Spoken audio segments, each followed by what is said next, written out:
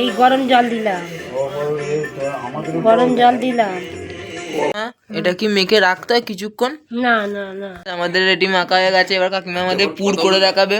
এভাবে আপনারা দু হাতের সাহায্যে এটি পাতলা আস্তরণ করবেন, করে এভাবে কাকিমা যেরকম দেখাচ্ছে এবার আঙুল দিয়ে একটু গোল মতো করে নিয়ে যাতে এই পুরটি হাতের মধ্যে থাকতে পারে ভালোভাবে।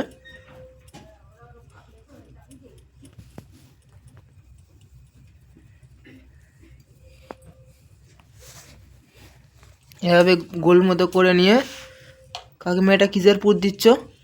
নারকেলে। এভাবে দুটি আঙুল দিয়ে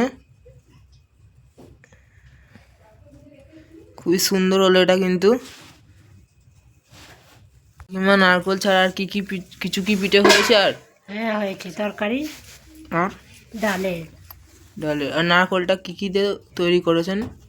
ওইটা এলাচ দিয়েছি, হুম গুড় দিয়েছি, হুম নারকেল দিয়েছি। আচ্ছা, নারকেলটা কি মানে কুড়ে নাকি আপনি কেটে? পুড়ে।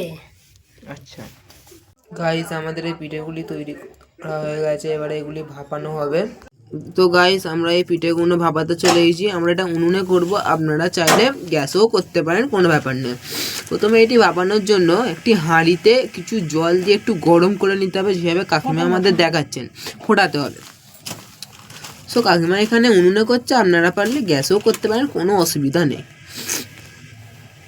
হাঁড়িতে জলটা একটু গরম হয়ে যাওয়ার পরে এইরকম একটা ঝাঁঝি নিতে হবে এবং একটা করে পিঠে যেভাবে কাকিমা রাখছেন সেভাবে সাজিয়ে রাখতে হবে, যাতে সেটা ভালো করে ভাপানো যায়।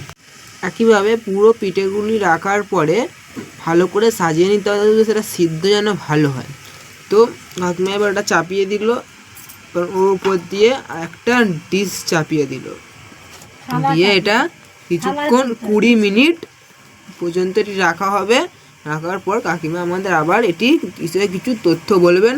এবং আপনারা যদি এই চ্যানেলে নতুন হয়ে থাকেন তাহলে চ্যানেলটি সাবস্ক্রাইব করে দেবেন এবং কুলি পিঠিটি কেমন হয়েছে সেটা আমাদের অবশ্যই কমেন্ট করে বলবেন।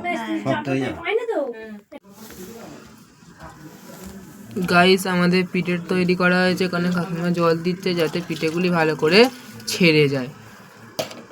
পিঠে তৈরি করা হয়ে গেছে, একদম গরম গরম নরম নরম। আপনারা যদি কোনোদিন পিঠে তৈরি করতে পারেন তো অবশ্যই আমাকে কমেন্ট করে জানাবেন।